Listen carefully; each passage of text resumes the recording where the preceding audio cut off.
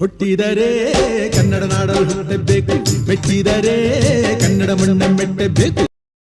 ನಮಸ್ಕಾರ, ಎಲ್ರಿಗೂ ಸ್ವಾಗತ. ಹೊಸ ದೆವ್ವದ ಕಥೆಯೊಂದಿಗೆ ಎಲ್ಲರೂ ಚೆನ್ನಾಗಿದ್ದೀರಾ ಅಂತ ಅಂದ್ಕೊಂಡಿದ್ದೀನಿ.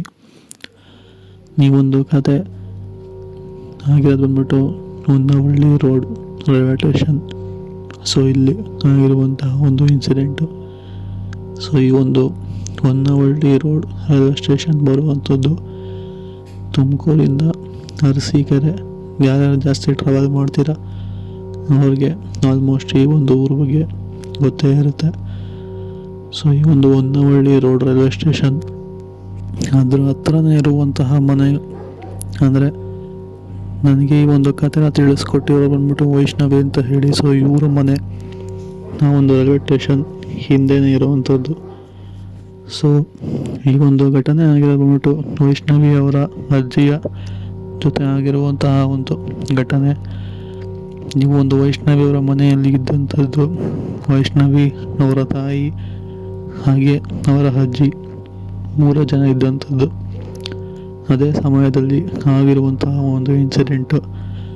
ವೈಷ್ಣವಿ ಅವರ ಅಜ್ಜಿ ಮನೆ ಬಿಟ್ಟು ಎಲ್ಲೂ ಕೂಡ ಆಚೆ ಹೋಗ್ತಿರೋದಿಲ್ಲ.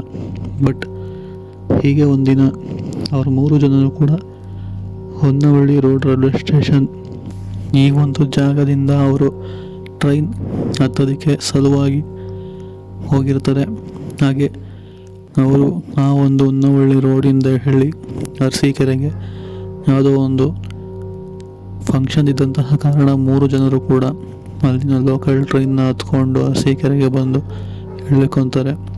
ಹಾಗೆ ಅಲ್ಲಿ ಇದ್ದಂತಹ ಫಂಕ್ಷನ್ನ ಕೂಡ ಮುಗಿಸ್ಕೊಂಡು ವಾಪಸ್ ಇನ್ನೊಂದು ಲೋಕಲ್ ಟ್ರೈನ್ನ ಹತ್ಕೊಂಡು ಅದೇ ಹೊನ್ನವಳ್ಳಿ ರೋಡ್ಗೆ ಬಂದು ಹೇಳ್ಕೊಂಡು ಎಲ್ಲನೂ ಕೂಡ ತುಂಬಾ ಆರಾಮಾಗಿ ನಾರ್ಮಲ್ ಆಗಿರುತ್ತೆ.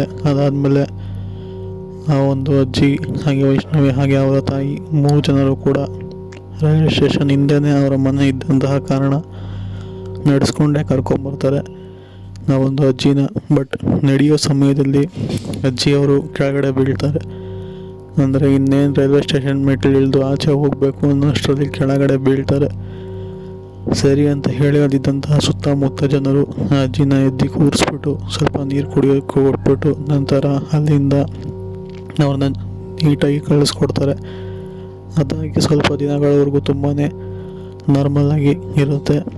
ಬಟ್ ಹೋಗ್ತಾ ಅವರ ಅಜ್ಜಿ ಇದ್ದಾರಲ್ಲ, ಸೊ ಅವರು ಏಕಾಂಗಿಯಾಗಿ ಸಂಜೆ 6 ಗಂಟೆ ಆಯಿತು ಅಂತಿದ್ದಂಗೆ ಹೋಗಿ ರೈಲ್ವೆ ಟ್ರ್ಯಾಕ್ ಹತ್ರ ಹೋಗಿ ಕೂತ್ಕೊಂಡು ನೋಡ್ತಾ ಇರ್ತಾರೆ.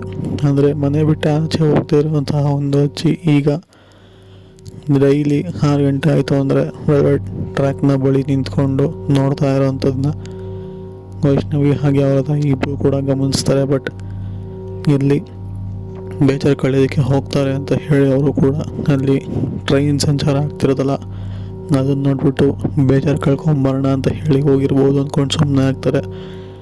ಬಟ್ ಅದು ಹೋಗ್ತಾ ಎಷ್ಟು ವಿಚಿತ್ರ ಅನಿಸುತ್ತೆ ಅಂತಂದರೆ, ಹೀಗೆ ಸುಮಾರು ದಿನಗಳ ಆದಮೇಲೆ ಅಜ್ಜಿ ಇದ್ದಕ್ಕಿದ್ದಂಗೆ 6 ಗಂಟೆ ಹೋಗಿ ಶುರು ಮಾಡೋರು ಸಂಜೆ 8 ಗಂಟೆ 10 ಗಂಟೆ ಒಂದೊಮ್ಮೆ 11 ಗಂಟೆ ಆದರೂ ಕೂಡ ಹೋಗಿ ಅದೇ ರೈಲ್ವೆ ಟ್ರ್ಯಾಕ್ ಬಳಿ ನಿಂತ್ಕೊಂಡು ನೋಡ್ತಿರೋ ಥರ ಒಂದು ಸನ್ನಿವೇಶಗಳು ನಡೆಯುತ್ತೆ. ಇದನ್ನು ಕೂಡ ಮನೆಯವರು ಗಮನಿಸ್ಬಿಟ್ಟು ತುಂಬ ಲೇಟ್ ಆಗಿದೆ ಅಂತ ಹೇಳಿ ಹೋಗಿ ಒಂದು 2-3 ಸಲ ಮನೆಗೆ ಕರ್ಕೊಂಡು ಕೂಡ ಬರ್ತಾರೆ.